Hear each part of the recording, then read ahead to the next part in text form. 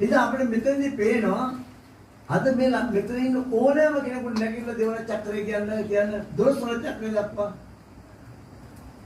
මම හිතනවා කාටවත් කියන්නේ.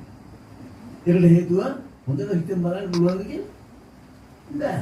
ඒකට හේතුව මේ මනසෙන් ගණන් හදන්න බෑ. අපිව මැෂින් එකකට සීමා කරලා තියෙන ලෝකේ.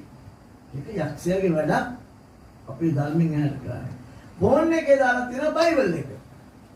මම දවසක් මගේ හොඳ දක්ෂ පාස්ටර් කෙනෙක් ෆෝන් එක ඔක්කොම කරන් ගියා බැටරි වැස්සා බයිබල් බලනවා. මම ගොඩක් මම ඉන්නවා කියලා. හරිද? එතකොට එයා ෆෝන් එක තියාගෙන තමයි එයා බයිබල් අරගෙන සාක්කුව දාලා. අද ගොඩාක් කොල්ලෝ ඉන්නේ ඒකනේ. ෆෝන් එක අතේ තියාගෙන ෆෝන් එක දාගෙන බෑව කරලා බලනවා. බයිබල් පදේ මොකද්ද අර පොතේ මොකද්ද? මේවත් නෙමෙයි. බයිබලයේ තියෙනවා අපිට කියවන්න පොතක්. හලෙලූයා.